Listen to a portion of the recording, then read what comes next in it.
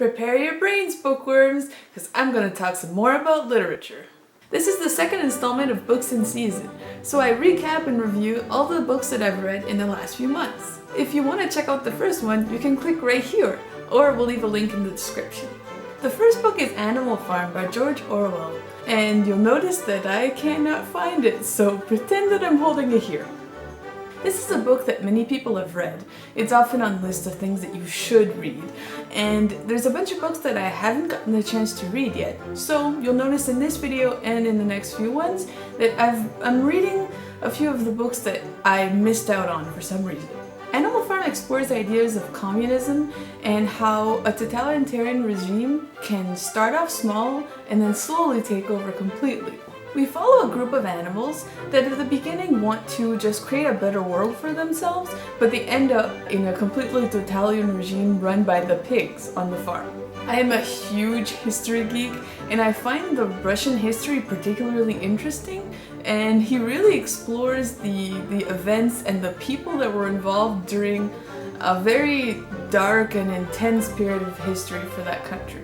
This novella includes animal characteristics to help you identify specific people that really existed, but also just ideals. But I think if you don't know much about that period of history, it wouldn't be too confusing for you, because essentially they're just portraying kind of big ideas. So you should be able to follow along pretty well. This book made me angry and frustrated after some of the characters, while still being really sad and poignant at other moments, so it's a very good balance, I find. I think it's still relevant today, because we still struggle with privilege and fairness amongst our society, and how not everyone is allowed the same things based on several characteristics. So I think it still kind of struck me. Even though this is based on past events, I think culturally it's still pretty true. So I really recommend it if you're interested in history or how society functions and just equality in general. It's a really good read. My second book is Fahrenheit 451 or 451, depending how you want to say it, by Bradbury, which is another one that everyone kind of reads. So this story follows Guy Montag, and he is a firefighter, but in this society, firemen start fires instead of putting them out. Essentially, their job is to burn books, so destroy them completely. He starts to question how society works, and wants to know more about what he's been destroying. This story certainly hits close to home, because it's a pretty direct message about our overuse of technology and television over nature and books. And yet, it was published in 1953. I think most societal issues have been around way longer than we tend to think. The thing that kind of struck me the most is how as a society we have a role to play in what ends up surviving and what gets lost. Several characters in the novel just kind of stopped caring about books and about other things. They just let their indifference ruin it. Eventually it became more of a control thing, but in the beginning it seems more like passive. This book kind of made me question the importance of questioning. It's important to stay active because passivity is really the true killer. My third book is Come Thou Tortoise by Jessica Grant, and it's my Canadian book of the season. I honestly mostly picked it up because of the title. Also, the tortoise is called Winifred. I was sold. We follow a young woman called Audrey, and we know she's an adult, but she seems very childlike, and she's dealing with some very adult themes, so that's kind of an interesting combination. She goes to Newfoundland in her hometown when she finds out that her father is in a coma. No, that wasn't a mistake, just an example of the amazing wordplay that you get in this book. It is really hilarious and thought-provoking.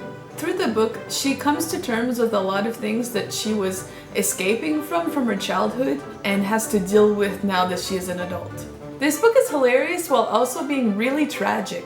She references the past a lot and she talks about her childhood, but really you can't distinguish very clearly between her now and her in the past. But as she develops, you can see more of a change in her.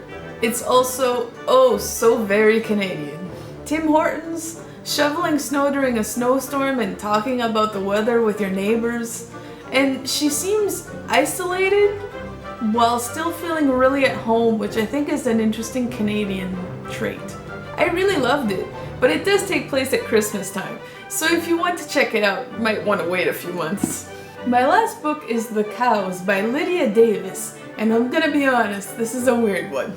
I mostly only have this because we found a hilarious review that said, "This book is about cows. It's not a metaphor, it's just about cows." 5 stars. And you know what? They're right. It is about cows. We get lots of descriptions and lots of pictures, as you can see here. And honestly, it was really fun to read. I mean, it's what? This is 38 pages.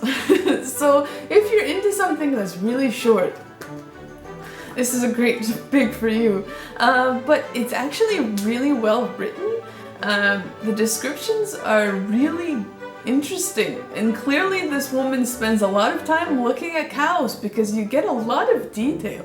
We get like their experience throughout basically an entire year, and you really get the impression that she knows how those cows behave. I find it interesting also because she often wonders what they're thinking, but she never assumes to know. She just kind of questions herself if they're doing certain things for certain reasons, which I thought was really fun. Overall, it's a really weird book to have, but you know what? I'm really excited to have it on my bookshelf. Have you read any of the books I talked about? If so, let me know what you thought in the comments. And I'm always looking for new book suggestions, so if you've read anything cool lately, let me know in the comments and it might be in my next video. If you haven't already, you can check out our last week's video by clicking right here, or if you want, you can check out the first books and seasons by clicking here. Thanks for watching!